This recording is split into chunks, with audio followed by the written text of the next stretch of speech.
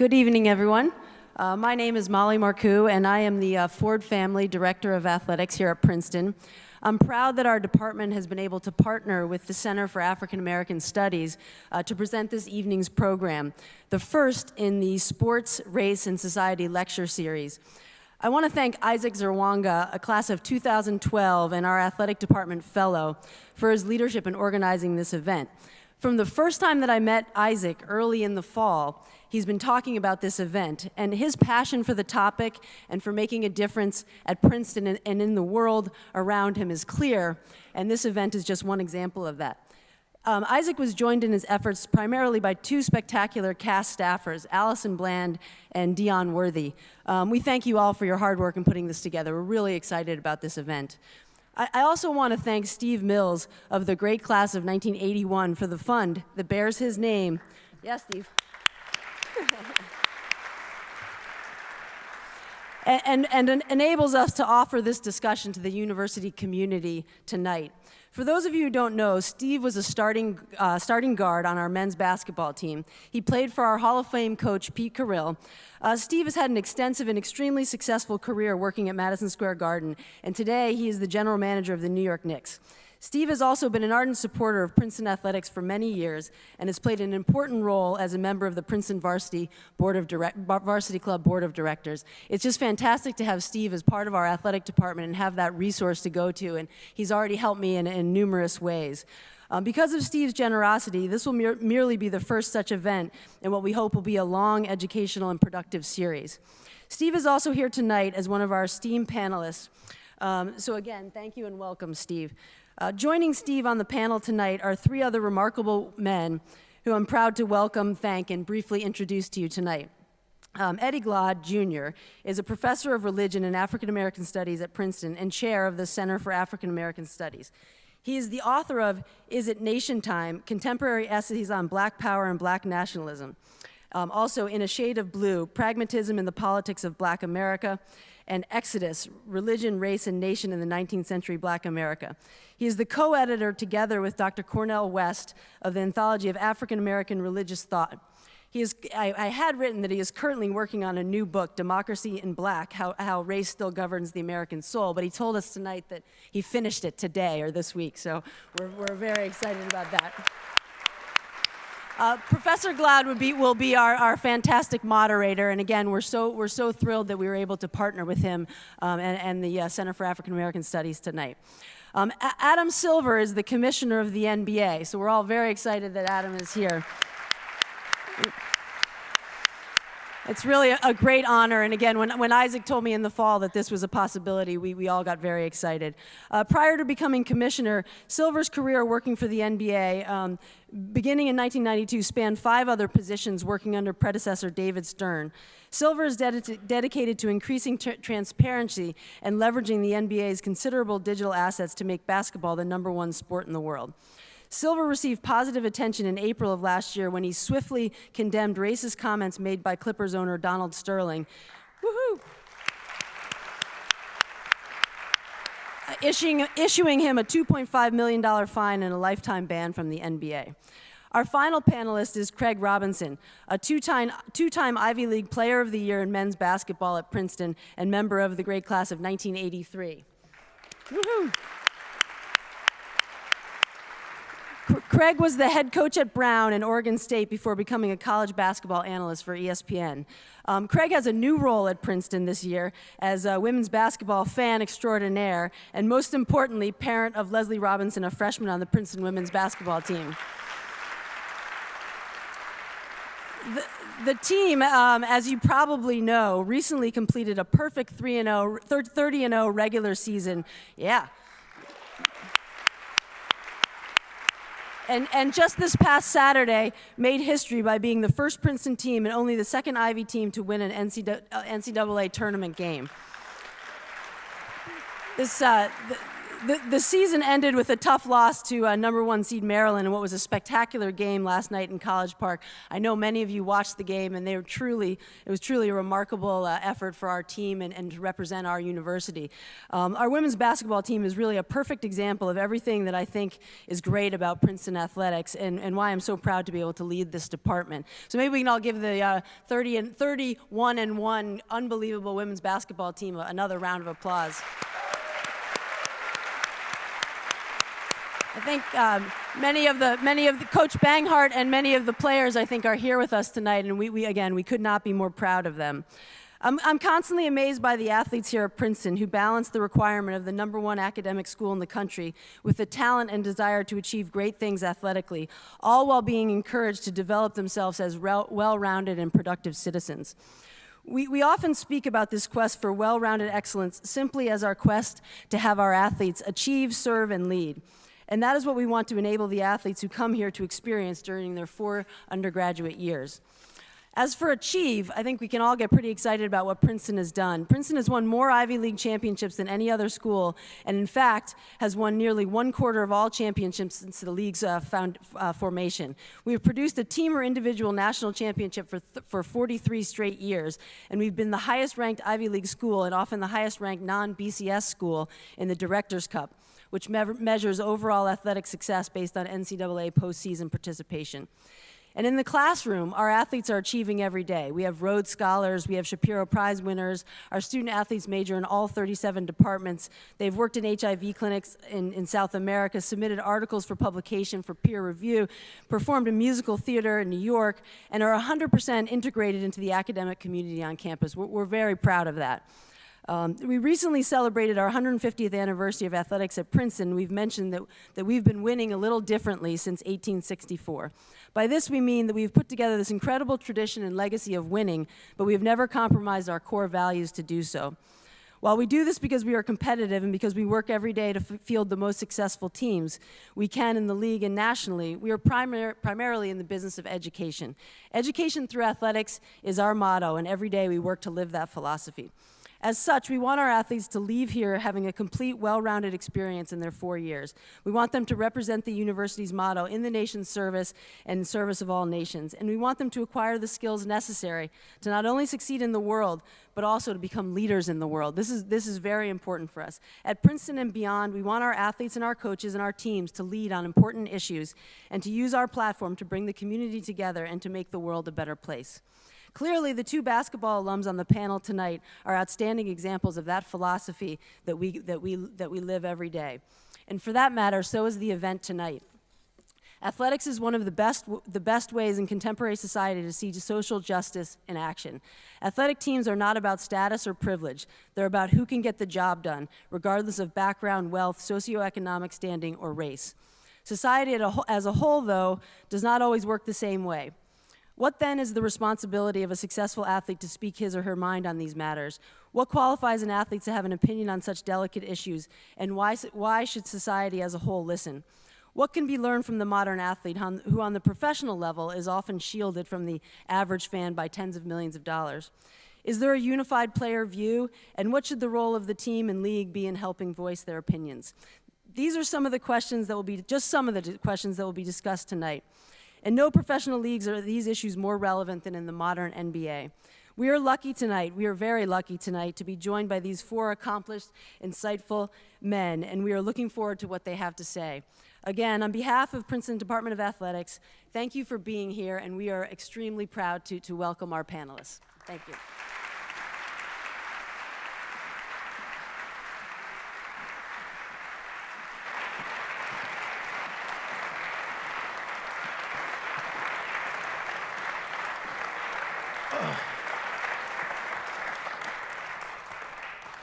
Thank you, Sister Molly. I appreciate that. How y'all doing? I feel really short. All of these basketball folks here.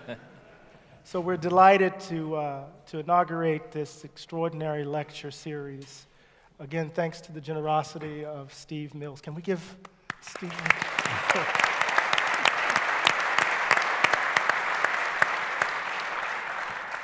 I can think of no better place to have a conversation about race and sport and society than Princeton.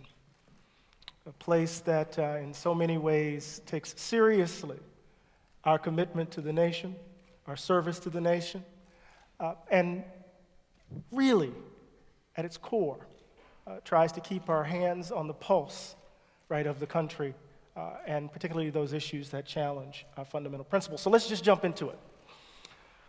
So we are in a moment of intense crisis in America. Folks have been in the streets in Ferguson. Folks have been in the streets in New York. Folks have been in the streets in Oakland, saying, hands up, don't shoot, I can't breathe. And your players decided to don T-shirts. How do we think about race, the racial crisis in this moment, and sport? What is the responsibility of athletes playing these sports and folks like you who are intimately involved in that? Let's begin with that general question, and then we'll winnow it down. So, Commissioner. Well, let me begin by just saying, congratulations to you and Princeton and Steve Mills for creating this forum to have this conversation, because it's a difficult one. I'll just say, and it's a difficult one that we have at the league office and with our teams and directly with our players. And in terms of responsibility, let me say there's a little bit of a myth that there's a unified NBA player. The players have varying points of view depending on their perspective. I thought, in the case of Ferguson or with the Staten Island incident with Eric Garner, that I appreciated the fact that our players, a group of our players, had a point of view and wanted to express it. That it wasn't something that they had talked to me about in advance. And at the league office, we seek to have a balance, because the question for players, for example, wearing T-shirts, there are a lot of opportunities for players to express their political points of view, whether it's in media that they constantly do, whether it's through social media, whether it's through their own outlets. The question becomes for the league office whether the four corners of the court is the right forum for them to express their political point of view. At the same time, in our league, the players are our partners with the league. I mean, they share in the revenue, and it's a strong union that represents the players. So we made a decision in this case that because of all that was happening around them in society, it was relevant. But just to be really candid, I also have the responsibility to draw a line, because if that platform became the daily forum for political expression, I think one, it would drown out sort of any particular point of view, and I think at the end of the day it would be a disservice to the fans who come to see a basketball game. So it seems like an easy decision to say, oh great, the players have a political point of view and they should express it here. But I said, and even going around and talking to players in the locker room, somebody coming into a locker room and handing out T-shirts to players and saying, this is, at this moment, you're about to go out in the court, this should be your political point of view, also makes some players uncomfortable. And not necessarily divided by race, by any means, because some players feel, frankly, I don't understand the issue well enough. Mm-hmm. I'm entirely focused on playing basketball. I'd like to know more about it. But before I express myself as a billboard, and then presumably I'm going to be subject to follow-up questions by the media or fans afterwards, I want to make sure I understand the issue. So I would say it's, I'm very interested in Steve's point of view as someone who runs one of our teams. Right. No, I think you said a critical sort of word. I don't think players have a responsibility to do this. I think they have an opportunity to do it. I agree. Because in order to sort of speak on an issue, they have to be conversant, they have to state a position on it. So I think if they feel strong enough, or they feel like this issue means enough to me, then there's an opportunity to use the platform that NBA players and professional athletes and actually collegiate athletes have to sort of take a position on something. And actually, I sort of, having worked with Adam at the league office before, understand the barriers and the boundaries that you have to place on the court and what guys are wearing and those kinds of things, where actually in some cases a more effective method of getting your point across might be when you have 10 reporters standing around your locker after the game. That's a point where you can state a position, they're going to ask you follow-up questions, and it's more than just a photo op of a shirt that, as Adam said, somebody came into the locker room and said, wear this. So I think there's an opportunity that we have to educate guys and help them understand how to take advantage of this platform that they have to lead society and to become a spokesperson on causes that resonate with them. Well, coming from a college coaching standpoint, I believe it's my responsibility to at least try and educate the student athletes in a way that they feel comfortable and safe voicing their opinions if they want to do so. It's extremely tough at the collegiate level or the high school level because our players really don't know how to form opinions and then articulate them effectively to the media. Yet they're on Twitter and they're on Facebook and they're out there making statements. And what I try to do as a college coach is to help them navigate through that minefield. So I understand that. So there are the particular pressures that you have, right? That the players face, the particular challenges the players face, the particular responsibilities each of you has, right? To in some significant way ensure that the game proceeds like it should, and that it's not there are not these unnecessary distractions. But let's take it to a higher view, right? Let's not focus it so much on the I Can't Breathe t-shirts, right? How might we think of basketball, for example, as a space where race gets played out in very interesting sorts of ways? Charles Barkley said that it's a black league. Remember this, it's in this moment, right? So what might we think about, right? How might we think about the way the NBA is viewed, the way the sport is viewed, right? And I keep going back to this responsibility, right? And how we might think about, right, those who play it, right, speaking to the tensions around them at this moment. Does that make sense? I'm reaching for something. I'm trying to get you to go to.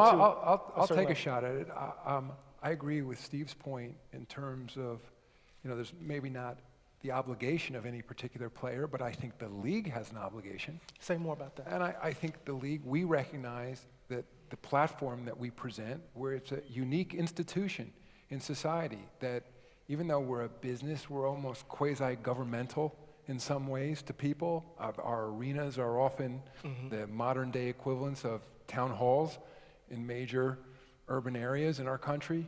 And I think that our players recognize, that with all due respect to Charles, that they are role models, that whether they like it or not, that there are millions and millions of young people, not just in the United States, but around the world, that are watching everything they do. And that's why I understand, I of course, agree with Steve's point about press conferences, but the court itself is a unique platform because that visual representation of a point of view. The fact is that those players who, Derrick Rose, I think, was the first player to wear the t-shirt.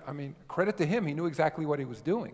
He knew how much more effective that would be than making a statement to a reporter after the game.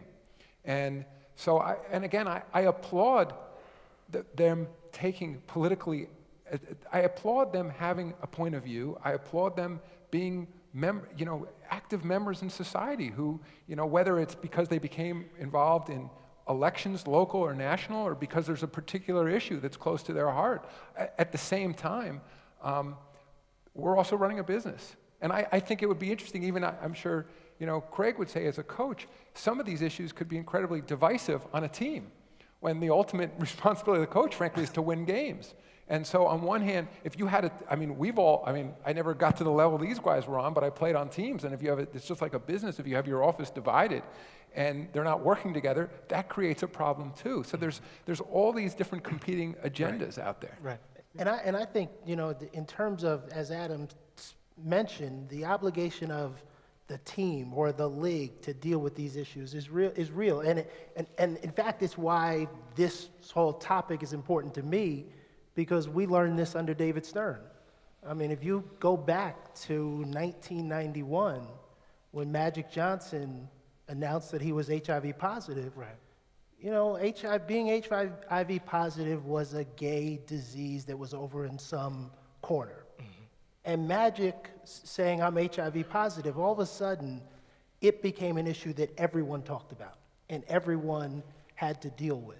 And so that's what we have a responsibility as teams and leagues, to identify issues that are important to our culture and our society and allow us to have a discussion about them and take a stand on them. So that's part of where we have to educate our players and help bring our players along, that they can do that. Because that part of it, we're on a platform and we have to do those kinds of things. I suppose what I'm trying to reach for is this, right? There's a period in the 60s and 70s, right, at the height of the Black freedom struggle in the mid-20th century, where the athlete, the professional athlete, was very, very active in speaking to the question of racial justice. So not Jim Brown, Muhammad Ali, Kareem Abdul-Jabbar, right? Just to name three representative examples, right? Here we had athletes who, by any measure, were at the top of their game, right? Taking a stance, right, around these questions. And so we now say we're in what some people call a new civil rights movement, right? As these young folk are in the streets. Now I'm asking you to step from a different angle. And it's almost as if since the age of Jordan, right, Jordan became a kind of commercial brand, right? In the sense of, as a kind of political figure, we don't know what Michael Jordan's politics might be, right? What happened, in some ways, to that socially conscious athlete? Has that socially conscious athlete become so preoccupied with the bottom line, with this business question, right? See, here I'm trying to get to this question. Let me just jump in what quickly. see what I'm asking? I see exactly what you're saying, but first of all, take Jim Brown, Muhammad Ali, or Kareem Abdul-Jabbar. There was no commissioner out there or general manager saying, get out there, you have a responsibility. That came from the heart with those athletes. That came from them. And I'd only say, and Michael Jordan, frankly, in fairness to Michael, one of my 30 bosses right now is the owner of the Charlotte Hornets. I mean, Michael's a genuine person too. He wasn't comfortable. I mean, and Steve knows him well. He chose not to be in the political theater. That just wasn't him. And I don't think whether he had lived in the 60s or was playing in this generation, he necessarily would have been more politically active. On the other hand, as we said before, Derrick Rose, for example, chose to take a political point of view. LeBron James, just to mention another NBA superstar, has been very politically active in campaigns, has taken politically important stances in our society.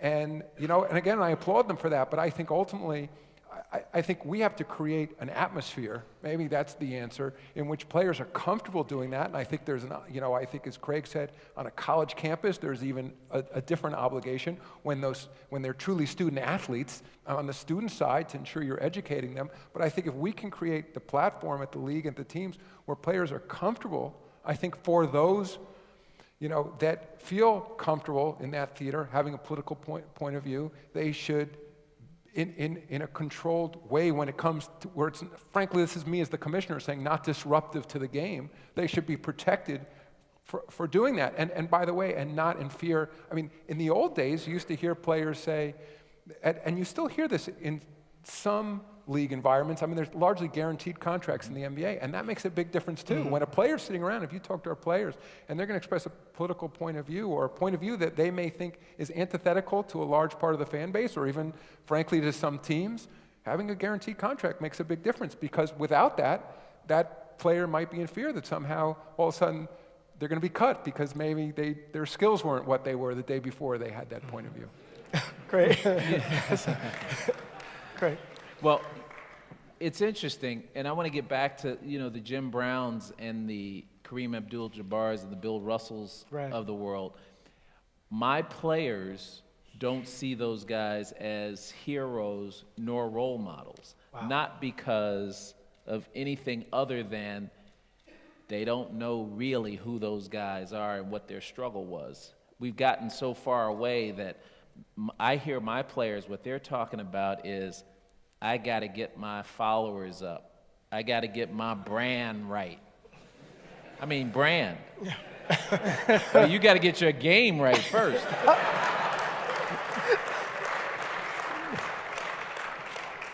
So these players don't have the same kinds of role models that we had. I mean, I was looking up to guys like Ernie Banks and Gale Sayers and guys who did things in the community and made political statements. They just aren't seeing that. Then it comes down to Coach Robinson. Can Coach Robinson be that role model for them to motivate them enough to care more about others than about the sneakers they're wearing? No, and it's funny because it's what we have to do as executives, as coaches. Like, let's use Carmelo Anthony as an example. Carmelo has some very strong opinions politically and socially, and he and I can have a lot of conversations about that, and I can probe a little bit. But when I sit with Carmelo, and he comes in my office, and now that he's injured, he spends a lot of time in there. So he comes in, and I've got my 3 hours with Carmelo. 70% of that time better be about the free agents we're going after and not social issues. Because he wants to know that I'm trying to get this basketball team better. Right. Now, we can weave into that conversation, what do you think about this? Would you read this book? Those kinds of things. But the reality is that he's looking at me to really talk about basketball players. And we just have to balance that in terms of what we're trying to do. So let's transition a bit then. There's some debate about changing the age limit for allowing these students to come straight out of high school into the NBA. And for some people, this is a deeply racial issue and a profound class issue. So what might it mean for the Players Union to take up this question, for the NBA to take up this question? What might it mean for the college ranks to begin to think about kind of doing away with the age limit in some ways? Well, I'll start. I mean, again, for the league, the debate goes in the other direction rather than, so currently the minimum age is 19. Right. And it used to be, when Steve and I first got involved in the league, we had young men coming directly out of high school, and then we collectively bargained with the Players Union to raise the age from 18 to 19. My preference as the commissioner of the NBA would be to raise it from 19 to 20, actually, as opposed to going back to 18, because we think we would have a better league if these young men spent either 2 years in college or 2 years in the development league or 2 years playing in some other league in Europe or wherever else before they came into the NBA. Now, believe me, I see the other side of the issue, but in this case, representing the NBA, we believe we would have a better league, we'd have a better draft. If these young men played against top Division I competition or played internationally before they came into the league, we think they would be more mature, we think they'd be more worldly. A lot of students here tonight know the difference between never having left home and having spent a year or two, outside the home, whether it be a college campus or wherever else. For us, again, what's unique about a league like ours, it's a zero-sum game in terms of number of jobs. So, if we raise the age from 19 to 20, we'll still have the same number of jobs. Our salary system is such we pay a percentage of the revenue of the players. We'll pay the exact same amount of total dollars to the players, but it'll be a better league. To the extent it's viewed as a racial issue, I guess when you have a league in which close to 80% of your players are African American, anything that affects our players is viewed as a racial issue from that standpoint. But certainly that's not an issue that I see through the prism of race. But I understand the point of view. Greg, what do you think? Well, from my point of view, for those of you who don't know, I spent 14 years on Wall Street before I started coaching, so I'm a free market type of guy. So I like the fact that a player, if he's good enough, should be able to go pro out of high school, if you're good enough. And then Craig, just to ask, because in Europe it's 16, so Yeah. as a free market guy, would you go to 16? If he's good enough, and good enough doesn't mean just from a basketball standpoint, but it also means, are you ready for the NBA? A guy like Tony Parker at 16 probably was ready. He was ready socially. He was ready psychologically. He was ready emotionally. Some guys in Commissioner Silver's league weren't ready going right out. But here's where I have a little bit of a tweak, and it's not anything new. People have been talking about this. It's very similar to what baseball does currently. You go if you can go, and if you're good enough to go. If you're not, then you have to stay in college a couple of years. As Adam said back in the back, maybe I want him to stay all 4 years, which is true. But here's the twist. Allow these players to hire advisors who can help them make a more thorough and educated evaluation. What we have here are guys who are going pro because the guy at the barbershop told them to go pro, or the AAU coach told them to go pro, or the high school coach, or the drunk uncle told them to go pro. You know, if you have an agent or an advisor to help you through the process, they're going to be able to talk to the Steve Mills of the world and of the league and find out that their guy is going to go undrafted. So it's in his best interest to go back to school. Right. It's really interesting. I mean, I think from, in our role of evaluating talent, obviously, I'd rather see a guy play 2 years or 3 years in college to decide how good a player he is. So in terms of the investment that we're making. But really, almost even as more important than that is the opportunity that a young man has to spend on a college campus for some period of time socially is very beneficial, because the things that people don't understand is how difficult it is for a young kid to walk into an NBA locker room. To go from high school into that lifestyle is one of the most difficult transitions you can ever ask a person to make. Say a little bit more about that. It's, you come from a world, and I'm generalizing, but I'm pretty accurate, that, you're not used to having this kind of money. You don't have anyone around you that's ever had this type of money. And you walk into a room with 14 millionaires, and you immediately think you're supposed to be just like them. So to be the guy who walks into the parking lot, we have a parking lot at where we practice, where you swipe a card and you go through, and the Knicks and the Rangers are there, all their cars are there. So for you to be the guy, because you're a minimum guy, you're gonna get a Hyundai, and you look around that parking lot, most guys don't have that kind of discipline. You don't understand it. It is one of the most difficult things you can ask a guy to do. So the more time you can give a guy to have some kind of, develop some other social experiences and other experience, I just think it's beneficial to them in the long run. I want to talk a little bit more about the economics things, but before I get to that, there's something that came up in your comment, Craig, that I want to kind of get at. And it tangentially touches on the question of race, but Kobe Bryant said, and I should say this out loud, I'm a Lakers fan, so I should say that. Look at Steve's face. We've had this conversation We've had before. this conversation before.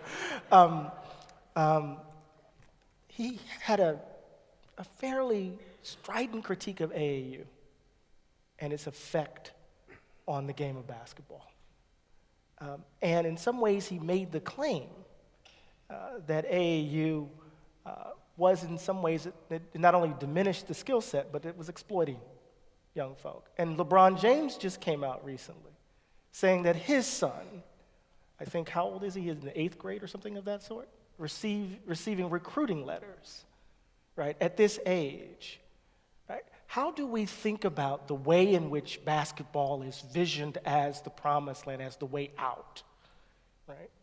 As the way to acquire this economic mobility, as the pathway to, right, the American dream, right? How is this kind of playing itself out in these sorts of fora, right? Where kids are being shall we say, I don't want to say use, but find themselves caught up in the AAU game, and how is it affecting, right, the kids who end up in your league? Does that question make sense? Oh yeah, I'll start out with that one because these guys know this.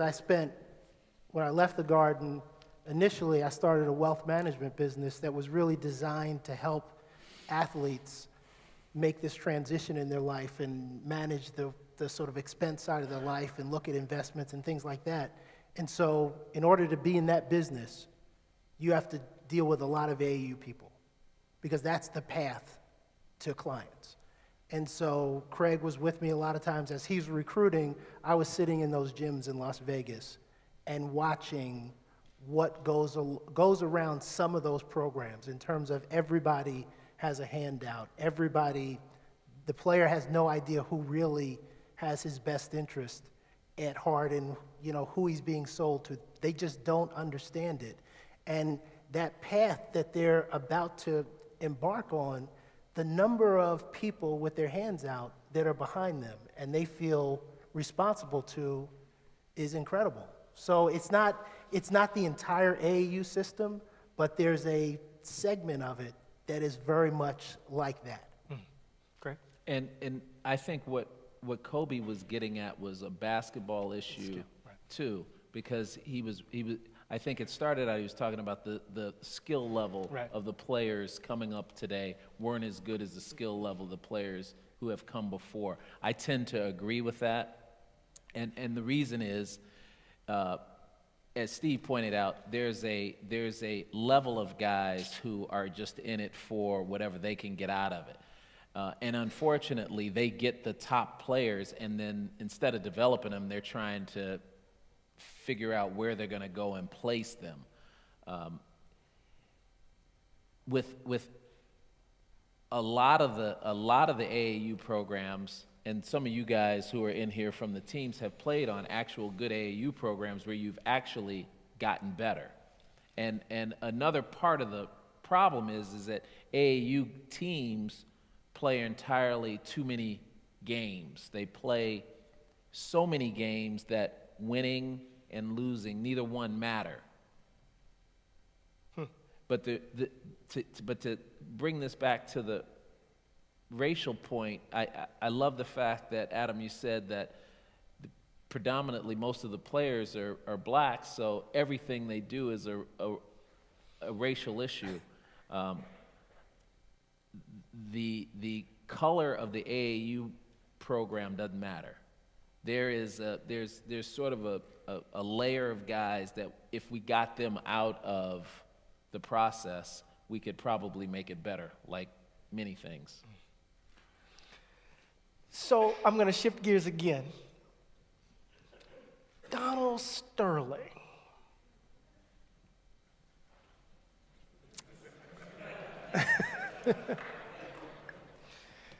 So you were quick in your response to Donald Sterling. It was quick, it was decisive, and you were roundly applauded.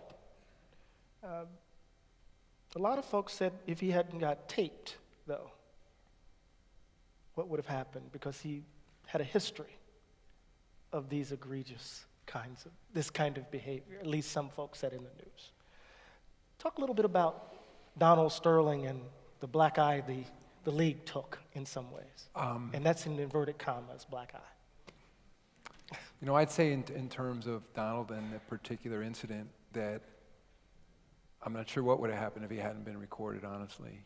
He was, and that tape was posted on the internet, and, millions and millions of people heard his voice, within 24 hours of it being posted, and, the process was relatively quick because, frankly, he acknowledged that it was his voice, and the NBA and its investigators and lawyers, in essence, authenticated the tape and concluded that it hadn't been altered in any way. And then it was, up for me then to act.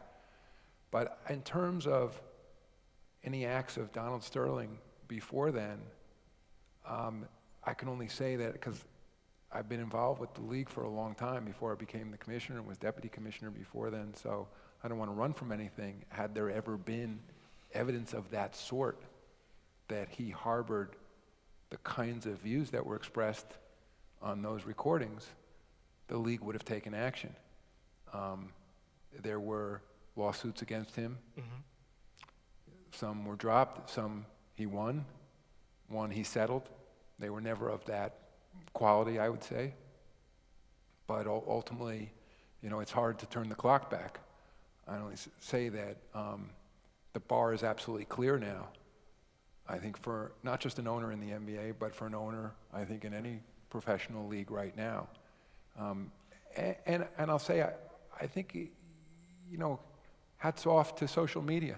I mean, it's, you know, in Molly's introduction, she talked about a hallmark of transparency in the league, but what business has a choice in this day and age but to be transparent? Right.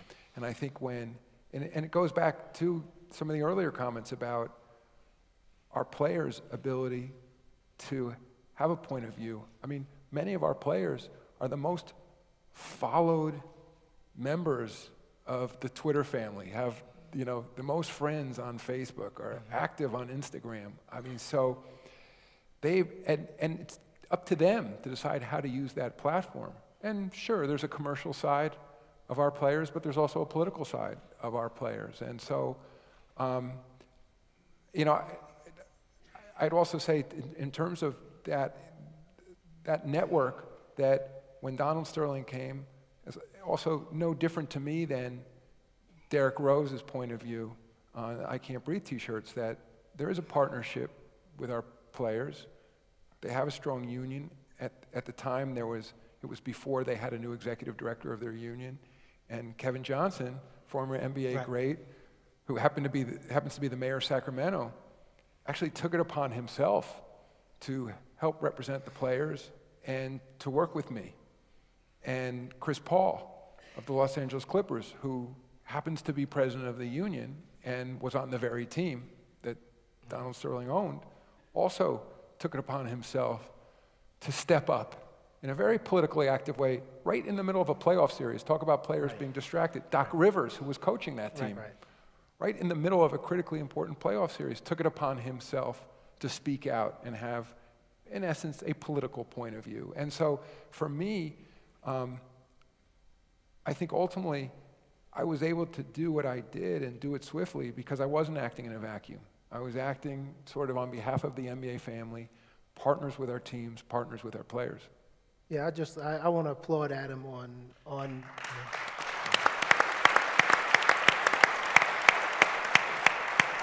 you know, on how he dealt with that one. And usually Adam and I text each other about when something's going on, and I knew he had come to a swift conclusion and decision, because when I texted him to say, I know this is a difficult time, if you want to discuss this or talk anything, one word, thanks.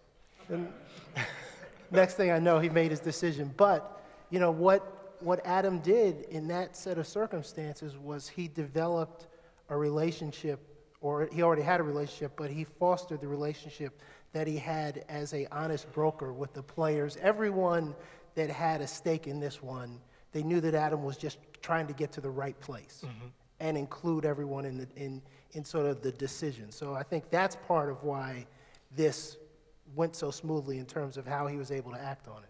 Craig, as a person who's in and around the sport, what was your reaction to the Well, Donald Sterling? as a fan, first of all, I was surprised that you came to it so quickly, because my first reaction was, here we go.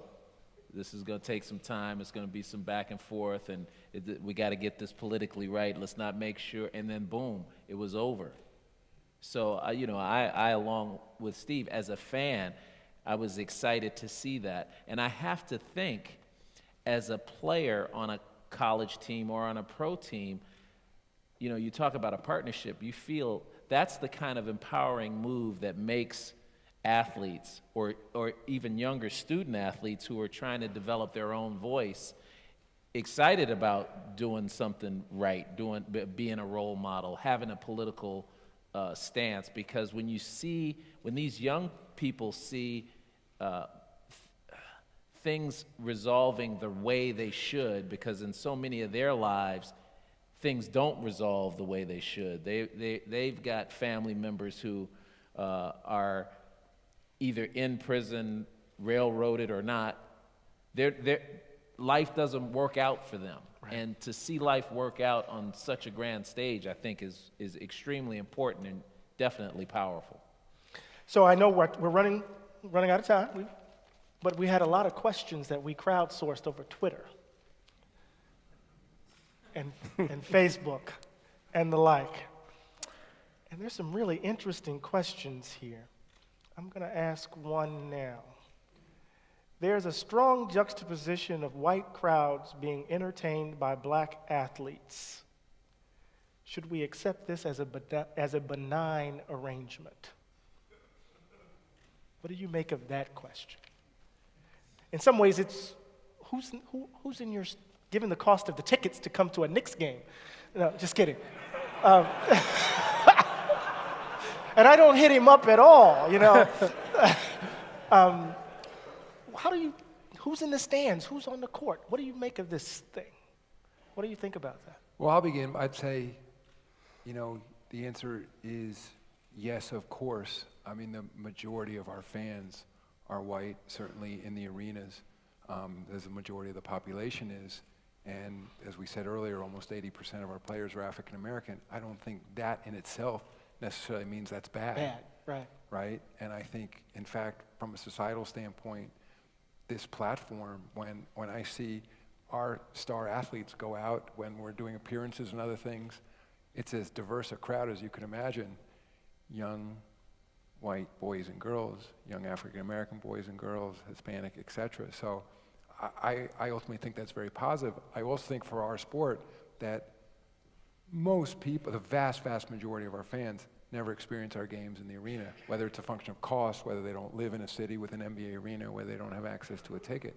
And I think from that standpoint, if you look at our fan base, there's a very high percentage of fan base of Latinos, of African Americans, of people, we especially because our players are so diverse, we have a very diverse fan base. And I think because, frankly, it's a game that can be enjoyed on television, through the internet, following a particular player on social media. There's so many different ways to express your fandom in this league that I think that we do the best we can. It's, making our sport and our players available to the widest possible audience.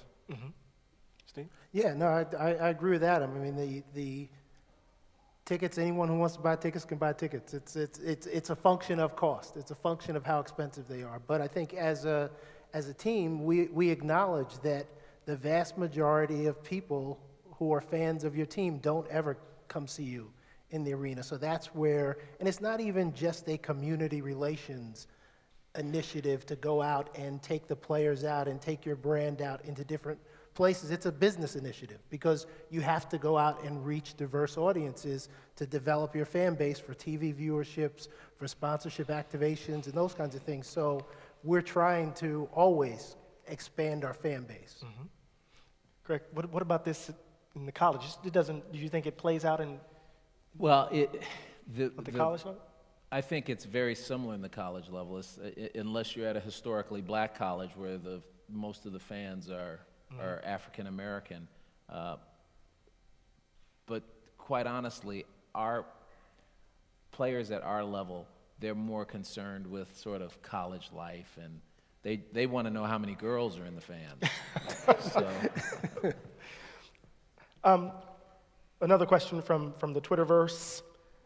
What programs are in place in the front office of the NBA to diversify the front office?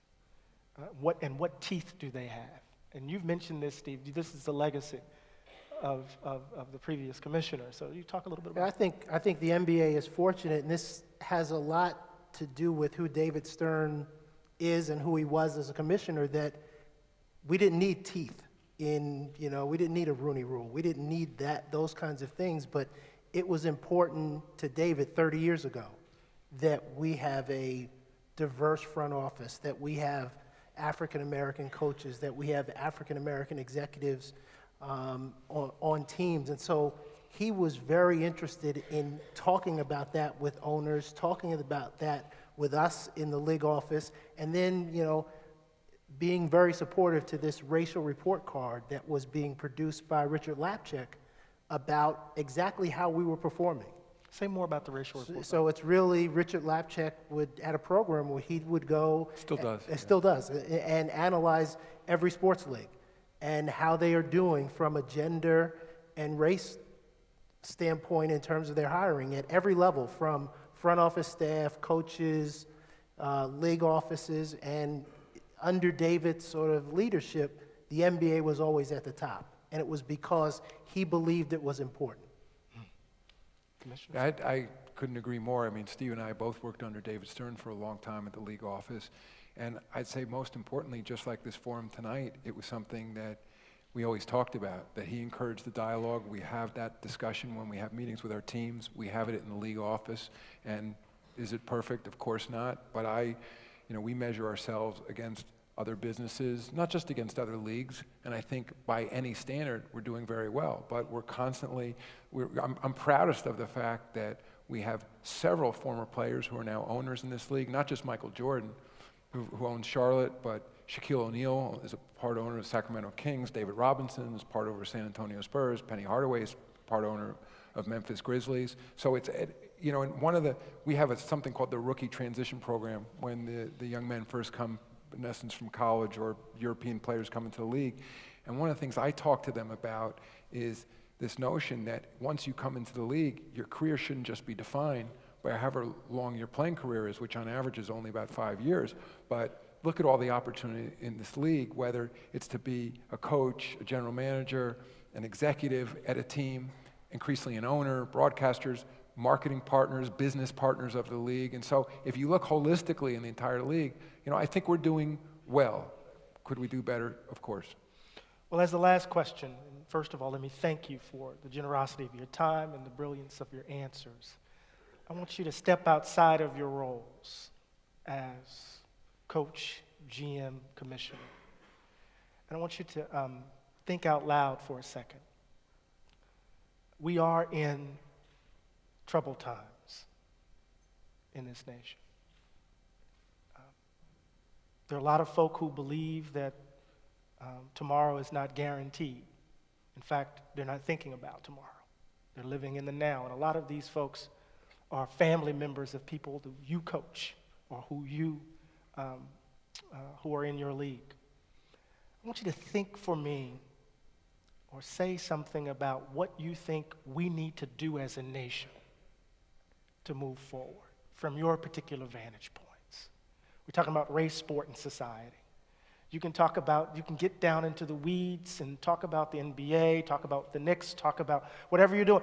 But as persons who come out of this game, the game that has taught you how to be the kind of human beings you aspire to be, what do you have to say to this moment, right? And to kids who are coming of age in this moment, given what we see? Okay? Yeah, I'll start. Sports in general, but basketball specifically, changed my life, right? I'm from the south side of Chicago. Neither one of my parents went to college, and I'm sitting up here at Princeton, a graduate, now a legacy dad, which I didn't even know what legacy was until I came to Princeton, and having accomplished quite a few things. So what I try to get across to my players, and now that I work at ESPN and I'm talking to even more players and I'm on the airways, it is extremely important for us especially, but for everyone who understands what an education can do and how transformative it is in lives, to get these young, especially black athletes, to get their degrees and to become pros outside of their sport. Yeah, I think, wow. It's interesting. Craig and I have similar backgrounds, but I think about, similar to him, that how fortunate I was to have basketball and to help me get through things, because I grew up in a place where I had a cousin who was one of my best friends, so we grew up exactly the same. except the day I took my first job at Madison Square Garden, he was in a hospital dying for kidney failure because he decided that drugs were the answer, and I took a different path, but we were the same. And so I think we have an obligation and an opportunity to help young people understand how there's a path out, and to understand that someone's always watching you, someone's always watching what you're doing and making a judgment about you. And so how do we help them understand how to carry yourself, how to participate in certain activities that are going to open up doors to allow you to sort of move out of your current situation into something that's better? Yeah, and I never had the skill, to play top Division I basketball the way these guys did, but what I've realized at the NBA, and even some of your earlier questions when we were talking about AAU and young men who don't go to college before they come into the NBA, that's the elite of the elite. It's literally a number of guys you can count on your hand. What I'm realizing through my time at the league, and especially lately, that we all sit around with bemoan AAU basketball, but one of the things we've announced at the league is, all right, let's step into youth basketball. It was an area historically we stayed out of. There was this notion, you're the pros, you shouldn't be talking to kids, you'll corrupt them or whatever else. And so having seen what's going on in that community, and there is some good AAU programs, so I don't want to label them all bad, but what we've said as a league is the values that these guys are talking about, it's not just about for those select few who can play at Princeton or come to the NBA, that for the literally millions and millions of young boys and girls who play basketball in this country, if we can get to them at a young age and teach the values of the game. I'm talking about what another great Princeton grad, Bill Bradley, talked about, and wrote a book about the values of the game. And things like respect, integrity, hard work, teamwork, those are the values that will make these young boys and girls into productive citizens later in their lives, make them in a position to be politically active, to be productive in all the ways we've been talking about. And I'm not even sure when I first got in the league, I really believed it. I thought it was just sort of talk. And then when you're around the great coaches like Craig, when you're in the locker rooms and you see the impact that they can have on these players' lives, that then if you can come up, especially with digital media these days, and you can reach kids and talk about those great values, I think it's amazing the impact that we can have on society through those very values and the lessons of a sport, and especially a team sport like basketball. Yeah, and I feel like I have to add something, and Craig, this will resonate with Craig because it's about the values of the game. He and I were fortunate to come to this university and play for Coach Carrill. And I was 17 years old. Coach Carrill took me into Jadwin Gym and put me out on the court. And he said to me, these 4 lines are the great revealer of character. You will, once you're out here, everybody that plays with you knows everything about you. You're selfish, they know it. You're soft, they know it. You're tough, they know it. And this is going to be the one place in your life where there's an opportunity to look in the mirror and do one of 2 things. Either you accept your deficiencies and move on, or you decide not to accept them and change them. And those are the values that basketball at any level brings to people. And with that, can we thank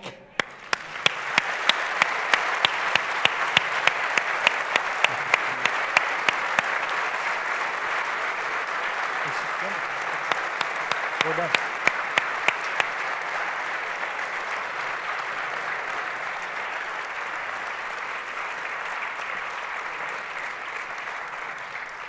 Well, I hope you've enjoyed this, and we'll see you next year for the Steve Mills Race, Sport, and Society Lecture. Take care.